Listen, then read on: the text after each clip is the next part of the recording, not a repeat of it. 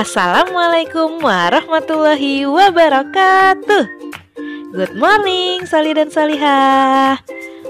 Bagaimana nih kabar semuanya pagi ini? Semoga semuanya tetap sehat, ceria, dan tetap semangat ya mengikuti pembelajaran daring pagi ini. Nah, siapa nih yang bangun tidur langsung merapikan tempat tidur?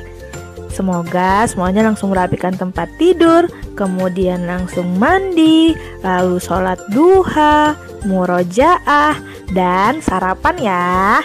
Nah, Ibu yakin Ananda semua sudah siap ya untuk belajar hari ini? Nah, sebelum memulai pembelajaran hari ini, sebaiknya kita bersama-sama berdoa terlebih dahulu. Yuk, angkat kedua tangan kita bersama-sama. Berdoa, mulai. Bismillahirrahmanirrahim.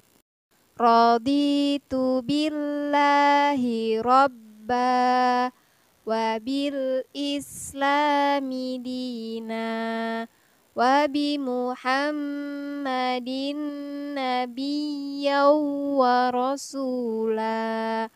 Rabbi zidni ilma warzuqni fahma. Amin. Baiklah Soli-Solihah, hari ini kita akan memulai kembali pembelajaran tematik. Nah, hari ini kita sudah masuk ke buku tematik 4C. Ayo dipersiapkan buku cetak tematiknya ya. Adapun muatan pelajaran yang akan kita pelajari hari ini yaitu pelajaran bahasa Indonesia.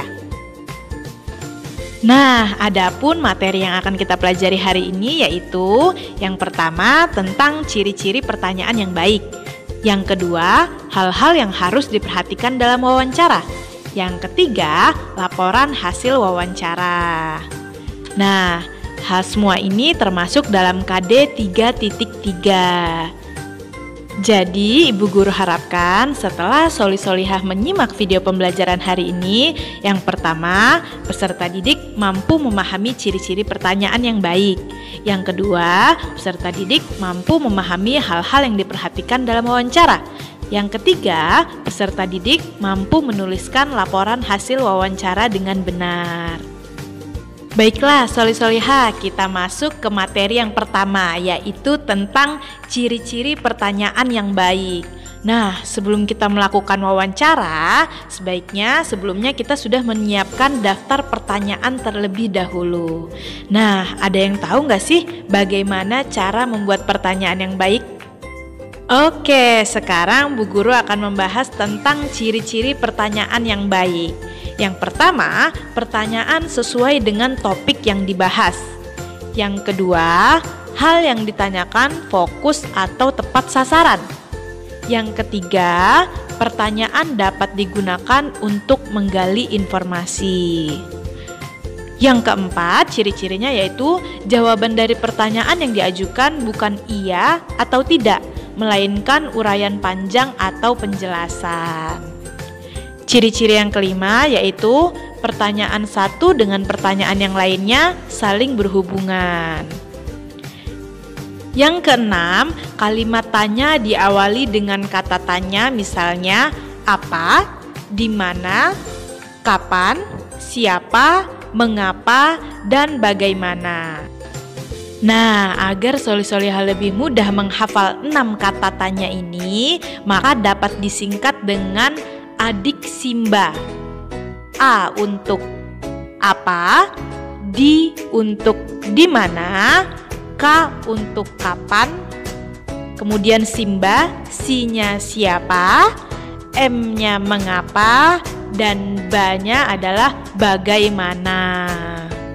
Oke, dihafal ya Soli-Solihah. Jadi 6 kata tanya ini dapat disingkat dengan singkatan adik Simba. Untuk ciri-ciri pertanyaan selanjutnya yaitu kalimat tanya disusun sesuai dengan ejaan bahasa Indonesia yang baik dan benar. Nah, sekarang Bu Guru berikan contoh membuat pertanyaan yang baik. Di sini bisa dibuka buku cetak tematiknya halaman 42. Nah, di sini ada daftar pertanyaan berdasarkan teks Badak Jawa yang ada pada halaman 41. Nah, tadi ini sudah sesuai dengan ciri-ciri pertanyaan yang baik. Tadi membuat pertanyaan sesuai dengan topik yang dibahas. Jadi di halaman 41 ini membahas tentang Badak Jawa. Maka bentuk pertanyaannya menggunakan 6 kata tanya tadi yang kita singkat dengan singkatan adik Simba. Yang pertama pertanyaannya, bagaimana ciri-ciri Badak Jawa? Yang kedua, menggunakan kata tanya mengapa. Mengapa Badak Jawa dilindungi?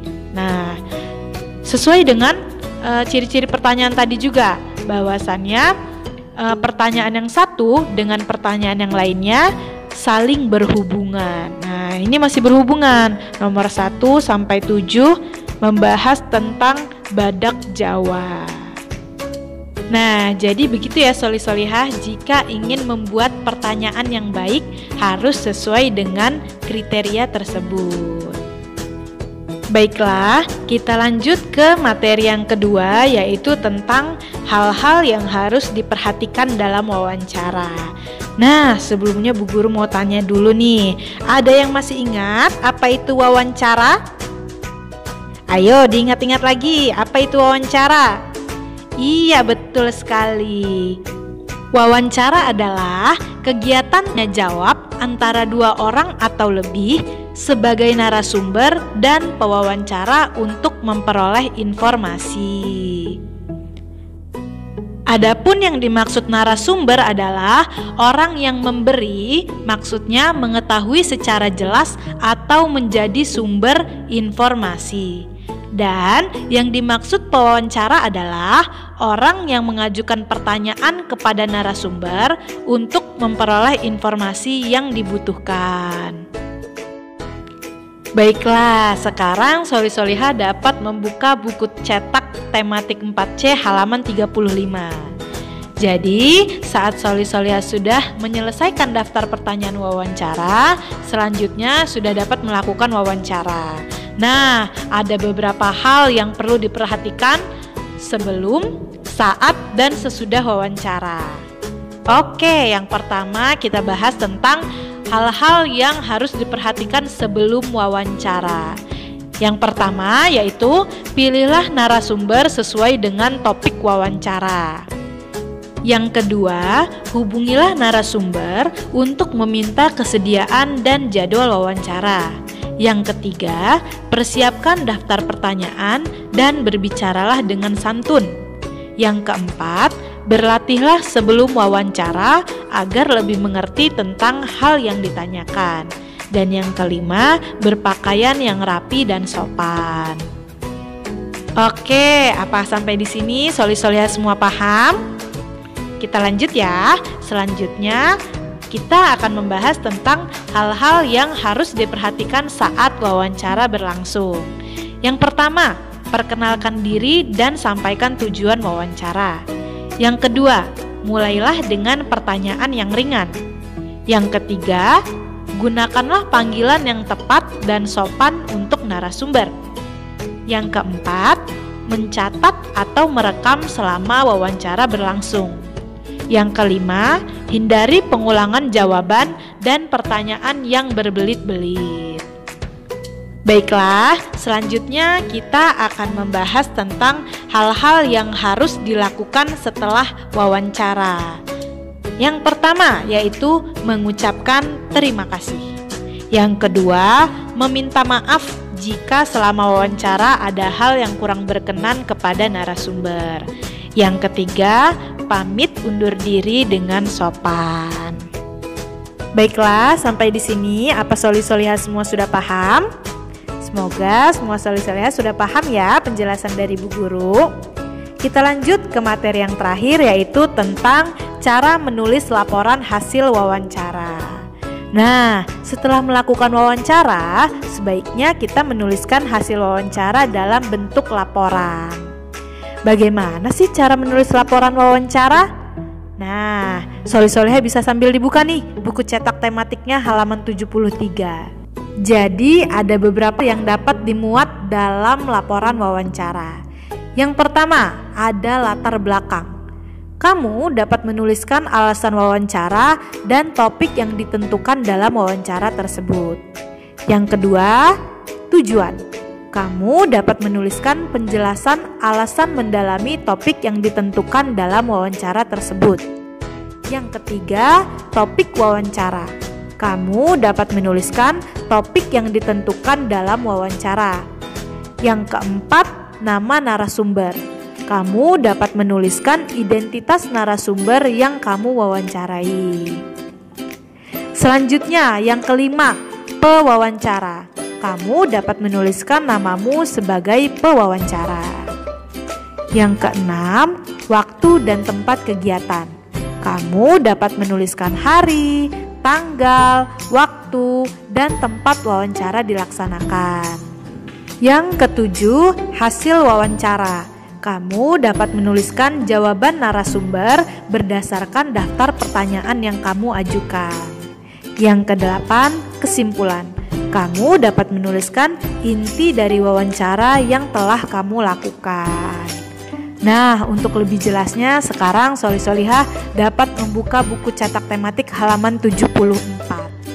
Nah, di sini ada format laporan hasil wawancara. Jadi, laporan hasil wawancara formatnya seperti ini, nah.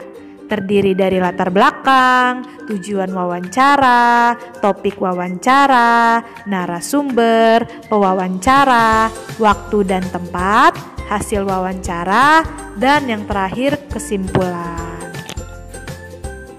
Oke, jadi kesimpulan untuk pembelajaran hari ini adalah yang pertama, ciri-ciri pertanyaan yang baik yaitu pertanyaan sesuai dengan topik yang dibahas. Lalu pertanyaan yang satu dengan pertanyaan yang lainnya saling berhubungan. Kemudian kalimat tanya diawali dengan kata tanya misalnya apa, di mana, kapan, siapa, mengapa, dan bagaimana yang dapat disingkat menjadi adik Simba. Lalu kesimpulan yang kedua, setelah membuat daftar pertanyaan wawancara, ada beberapa hal yang harus diperhatikan sebelum, saat, dan sesudah wawancara dilakukan. Kesimpulan yang ketiga yaitu format laporan hasil wawancara terdiri dari latar belakang, tujuan wawancara, topik wawancara, narasumber, pewawancara, waktu dan tempat, hasil wawancara, dan kesimpulan. Baiklah, agar Soli Solihah lebih paham materi hari ini, maka Bu Guru ingin memberikan tugas. Tugasnya Soli Solihah melakukan wawancara. Tema wawancaranya bebas, boleh tentang lingkungan, tentang hewan, dan lain-lain. Narasumbernya juga bebas. Boleh orang tua, tetangga, saudara, dan boleh dengan siapa saja. Nah, jadi sebelum Soli Solihah melakukan wawancara, yang pertama tugasnya yaitu membuat daftar pertanyaan wawancara di buku tulis. Nah, membuat daftar pertanyaannya sesuai dengan tata cara atau kriteria membuat pertanyaan yang baik tadi ya, yang sudah Bu Guru jelaskan. Kemudian, tugas yang kedua, membuat laporan hasil wawancara yang langsung dituliskan di buku cetak halaman 74. Tugas wawancara dikumpulkan hari ini paling lambat pukul 5 sore. Jadi jika ada ayah bunda yang berhalangan, boleh konfirmasi terlebih dahulu ke wali kelas. Ayo semangat ya Soli Solihah melakukan tugas wawancaranya. Alhamdulillahirrabbilalamin, pembelajaran hari ini telah selesai. Semoga Soli dan Solihah paham ya materi hari ini. Jika ada yang kurang jelas, boleh ditanyakan ke WA Ibu Guru. Nah, Ibu Guru selalu berpesan, semangat selalu ibadahnya, tertib sholat 5 waktunya, rajin murojaah dan mengaji, selalu bantu ayah bunda di rumah, Dan tetap semangat belajar ya, Soli dan Solihah. Ibu akhiri pembelajaran hari ini. Terima kasih atas perhatiannya. Wassalamualaikum warahmatullahi wabarakatuh.